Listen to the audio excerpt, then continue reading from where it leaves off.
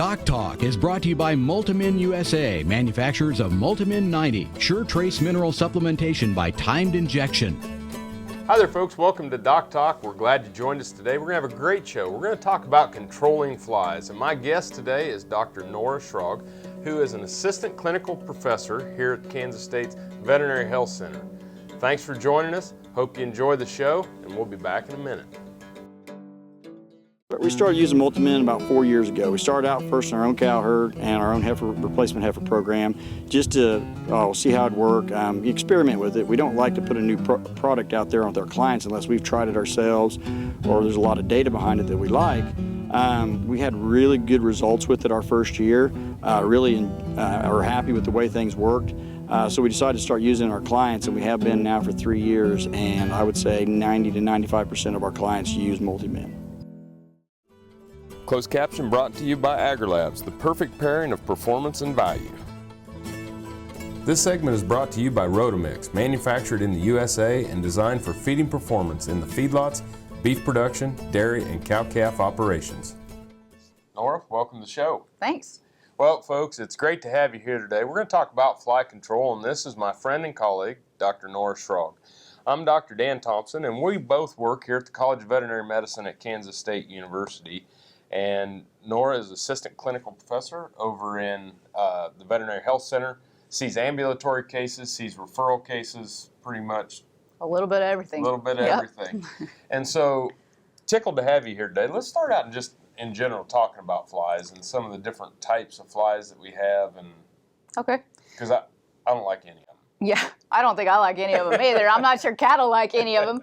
But flies do cause some pretty severe problems. And so maybe the main type of fly we think about bothering cattle would be horn flies.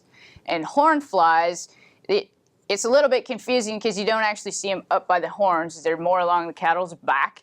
And then if you go out later in the day, you might see them down under the belly. Once it gets hot, they kind of move down. So if you're trying to figure out what type of fly you have, you should probably check about 10 o'clock in the morning, and then you'll be able to see those horn flies on their back. Okay. And those flies, they actually suck blood, so they bother the cattle quite a bit. They'll take 25 to 30 blood meals, so one fly will bite them 25 or 30 times. So if you got 300 or 400 on there, it's a lot. Yeah, and actually they've done some studies to show the economic point at which those flies really cause decreased gain and really bother cattle is 200 flies. And that's, if you think about it, if you start counting, that's really not a lot of flies on a cow. You can fit a lot of flies in the piece of paper width on a cow. Yep, sure can. So we got horn flies. What other types? And then we've also got face flies, and they're pretty self-explanatory. They're up around the face. And those flies don't actually suck blood. They feed on secretions, so the secretions from the eyes and the nose. And they're also the vector for transmitting pink eye, so that's why they're important. And then we've got stable flies too. And stable flies, I always think I associate them with the word stomping because they're down on cattle's legs. And so if you got cattle that are just stomping real hard, those flies live down on their legs. And actually, it only takes 5 or 6 for those to be an economic problem for cattle. Yep. I mean, if you've ever been bit by a stable fly, they get your attention right Yes, they do. Yeah, they do. So we got horn flies, face flies, stable flies. And then the other types we consider, so those are the types that we generally think about controlling, but the other ones that we think about for disease transmission would be the big horse flies or deer flies. And those, when they're taking a blood meal, that's a bigger amount of blood. And so those are important for transmitting diseases like anaplasmosis. And then we have the little biting midges, the culicoides, the real tiny ones, and those actually transmit things like EHD or blue tongue. So there's lots of diseases that can get transmitted by flies too. Sure. What about the housefly? Does it cause any problems? The housefly really isn't too big a deal. Yeah. Well, it causes meat problems, but not for the cattle. Well, I think you've got us off to a good start here with knowing about the biting flies that are going to cause production problems. Also, the biting fly is going to cause us some vector type issues, whether it's that. And so when we come back, let's talk about some of the ways that we can control flies and move forward. Sure. Sounds good. Thanks for being here today. Thank you for joining us here on Doc Talk. We'll be back after a minute. talking more with Dr. Nora Schrog on fly control. You're watching Doc Talk. Thanks for joining us. This segment was brought to you by Brute Cattle Equipment, makers of the Brute Stealth Hydraulic Chute. If the chute fits, swear by it. Visit our website for more information.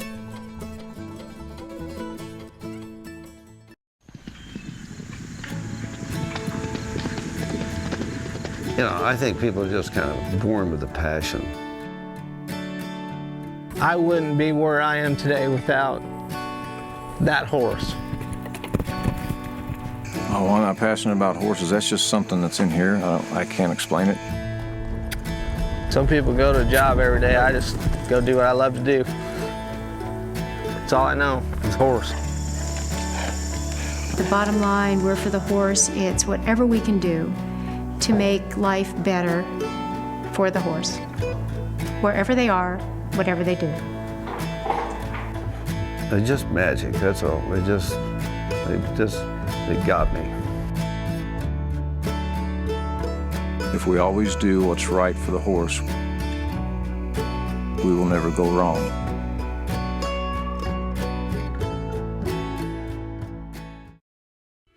Got cattle? Rotomix manufactures a complete line of energy-efficient rotary and vertical feed mixers for feedlots, beef production, dairy, and cow-calf operations. Our mixers are available with the patented Generation 2 staggered rotor, the industry standard for feeding wet rations that include wet distiller's grain. Made in the USA, Rotomix mixers are designed for feeding performance that American cattlemen and dairy producers have come to expect. Rotomix, proud to offer a better mix in less time using less fuel. Dr. Dan here. Whether I'm driving up and down the roads covering the state of Kansas or I'm getting between Riley and Manhattan for my job, I'm driving a Ford truck. I'd like you to come out and visit my friends here at Dick Edwards Ford. They have a truck that'll suit your needs, whether you're looking for power with a Power Stroke diesel or if you're looking for fuel efficiency with the new EcoBoost engine, they got a truck that's just right for you. They're located 2 miles east of the Town Center Mall in Manhattan, Kansas, and they'll bend over backwards to help you. And I'll see you down the road. Join the team, the Beef Quality Assurance Team. Getting BQA certified shows you're committed to practices that produce the highest quality beef in the world. And by visiting BQA.org, you can take the online certification course at a time that fits your schedule and from the comfort of your home or office. You'll also find lots of helpful tips on improving animal health and animal handling practices. Get certified, BQA certified, because it's about doing the right thing. Visit BQA.org today and become a member of the BQA team. Working your cattle just got easier. Introducing the new Vet Gun delivery system, a new way to apply topical insecticides to your cattle. The Vet Gun lets you remotely treat cattle with effective parasite control, so you can do it from an ATV, on horseback, or just walking among the herd. It's that simple. The proven topical insecticide AML Vet Cap is used with the Vet Gun. It works fast to control horn flies and lice while minimizing stress on your cattle. Fast, easy, effective. Vet Gun. Check with your animal health supplier for availability.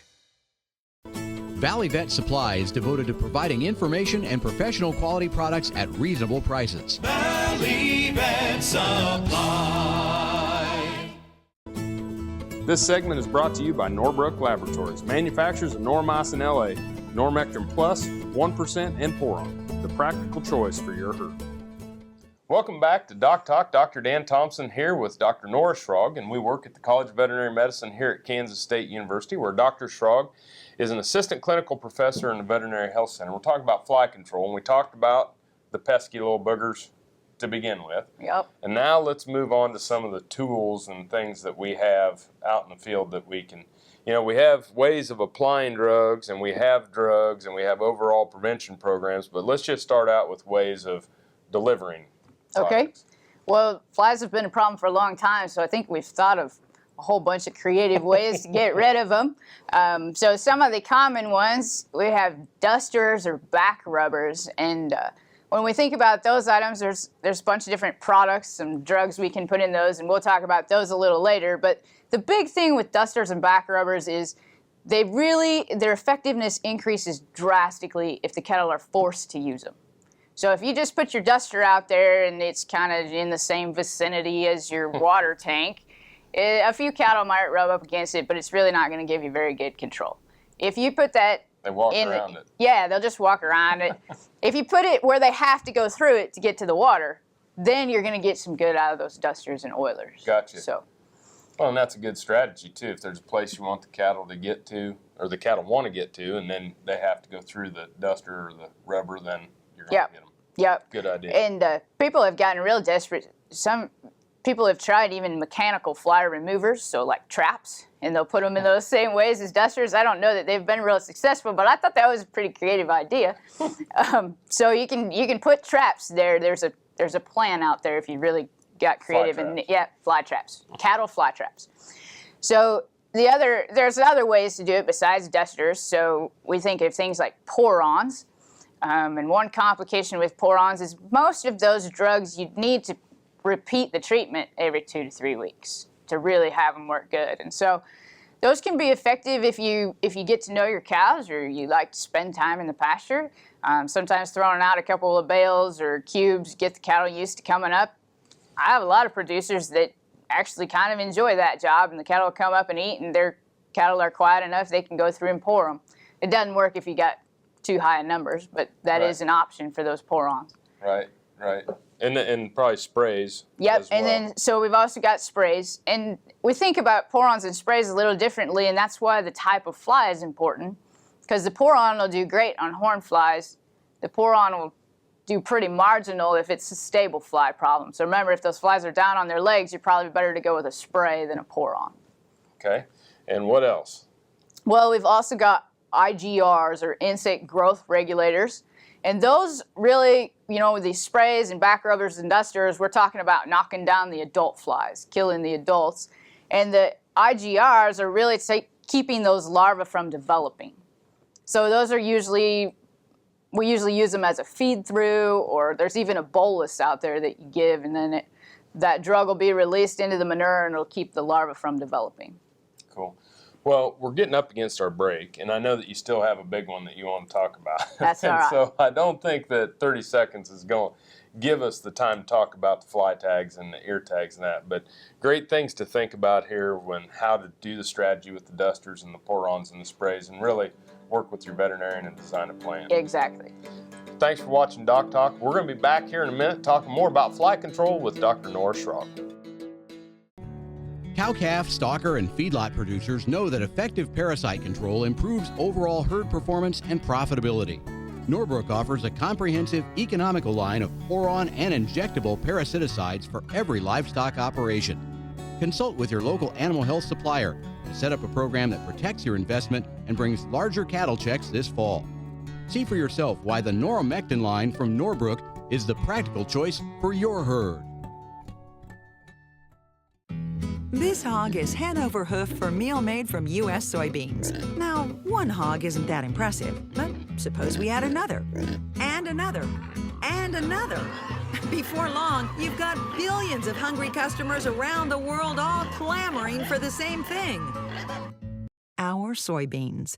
Learn more about the billion-dollar appetite of animal agriculture at BeyondTheElevator.com. Brought to you by America's soybean farmers and their checkoff. We've been using Multi-Min for about 7 years. It's one of the most multi-use products that we have here on the farm. Bulls, cows, calves, weaning age cattle, just about everything on the place. If they go through the chute, they get a shot of it. The primary use that we started Multi-Min was in our donor program, in our embryo transplant program. I'd recommend Multi-Min to any producer in the cattle business. Here at Deer Valley, every animal that goes through the chute gets a dose of Multi-Min. TrueTest Group, weighing systems, electronic identification, EID, electric fencing, and dairy automation systems help farmers and ranchers around the world manage the performance of their livestock for ultimate profitability. Welcome back to Doc Talk. I'm Dr. Dan Thompson here with Dr. Nora Schrock, and we're talking about fly control in cattle. And Nora, we talked about the dusters and the IGRs and the feed-throughs and things like that, and they're all good tools. Mm-hmm. And not one plan fits all production system. That's right. But one that's been kind of a mainstay has been the fly tag. That's right. And fly tags have been a mainstay, I think, because once you put them in, you don't have to deal with them anymore. Right. So that's a good thing from management. And they do okay on face flies, and that's what we're worried about keeping. If we're trying to cut down our level of pink eye, then fly tags might be the way to go. So the big challenge is there's a whole bunch of different types of fly tags out Right. there. And so that's the big question, is what type am I going to use this year? And I think it's helpful, number one, work with your veterinarian, because there's all kinds of names and the categories are kind of hard to sort out. But we'll talk about the big category types of fly tags and then how you might want to work with your veterinarian to figure out which one to use.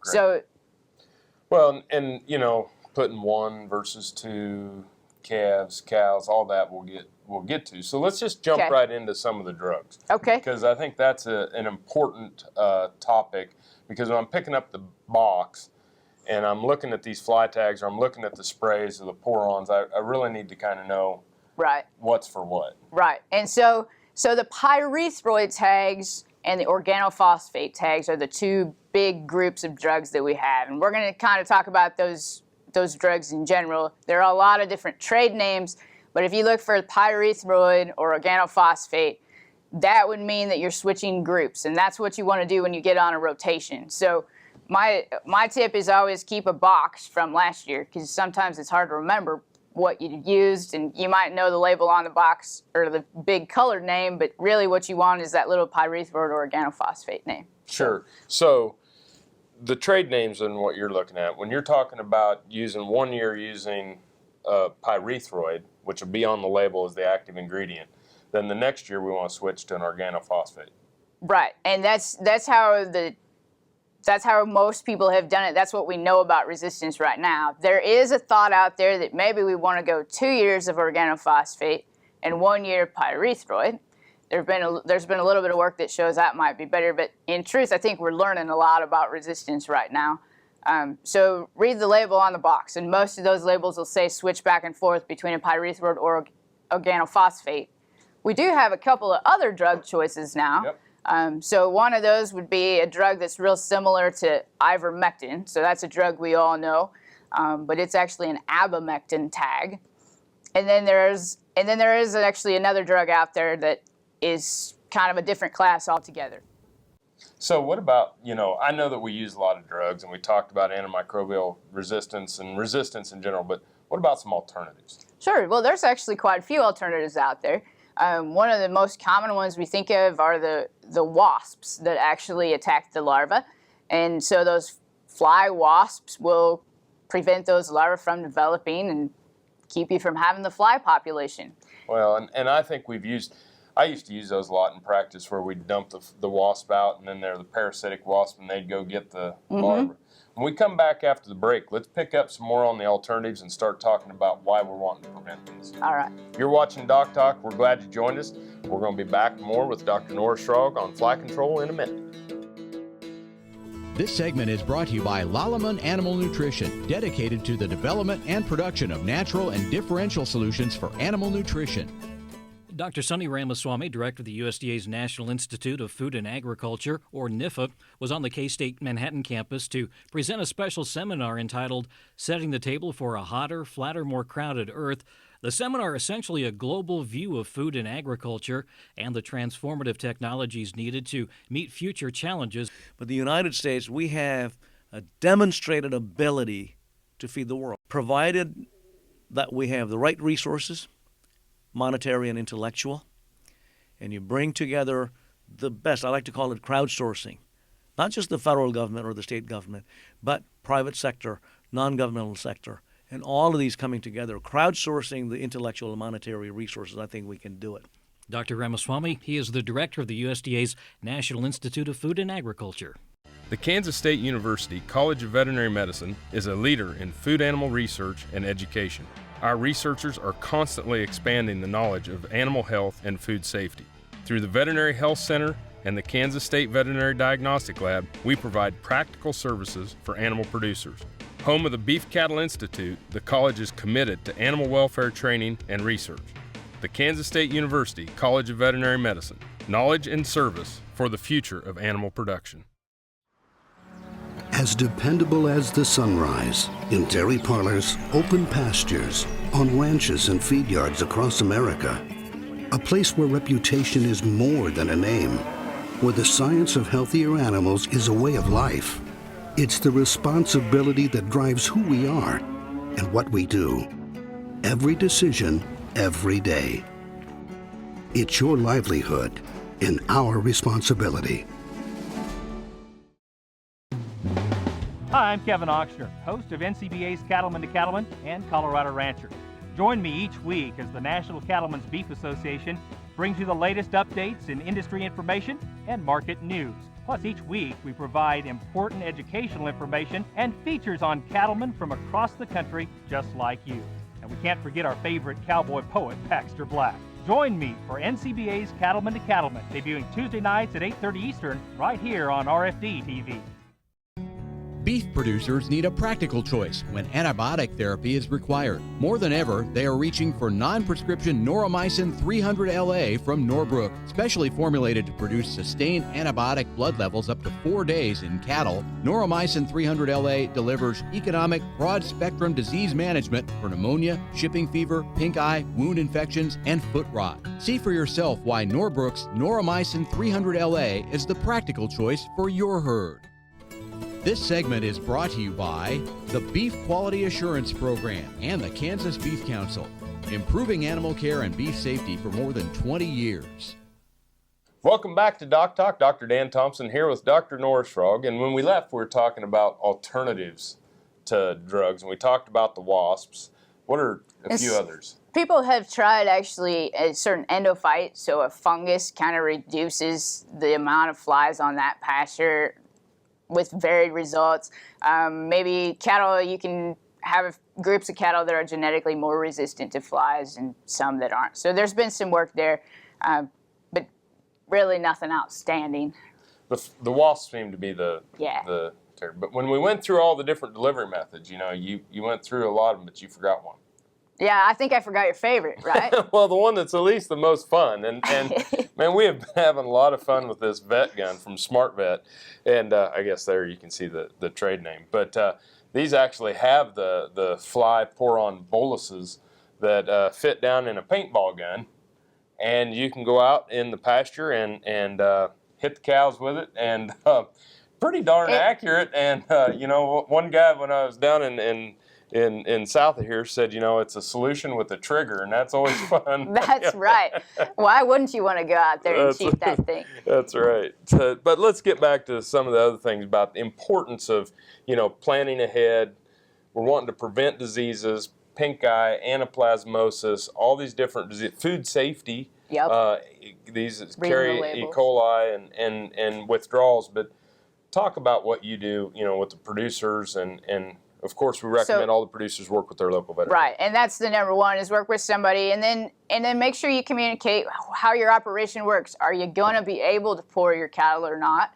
Or how close are you to other cattle sources? So some of these IGRs that we're talking about inhibiting, or wasps even, if you got a neighbor that's got a whole lot of cattle and they're not using them, well, that might not be the best solution for you. Right. And so having a discussion with your veterinarian about how your operation works, what you're willing to do, are you willing to pour them, are you willing to spray them, are you willing to put fly tags in, and then reading the label on those products and making sure you're using them the way they're meant to be used. Yeah, another thing I always hammered on was cleaning pens, getting rid of old hay in the feed alleys, bale rings, all those types of things. Get rid of the habitat, cut weeds down, everything that you would need to do to make the place look good.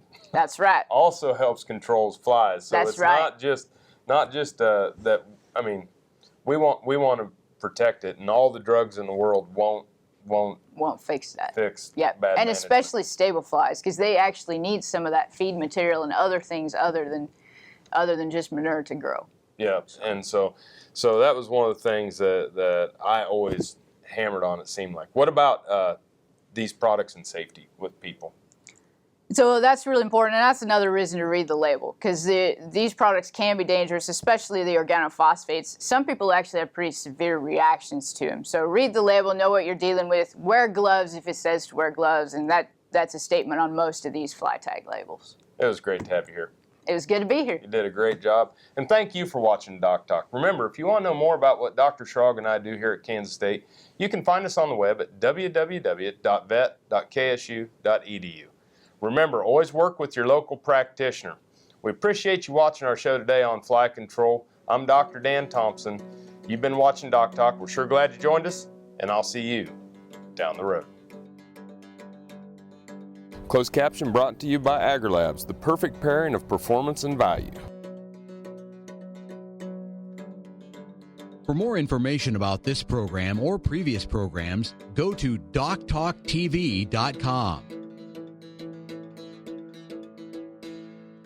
Doc Talk was brought to you by Multimin USA, manufacturers of Multimin 90, sure trace mineral supplementation by timed injection,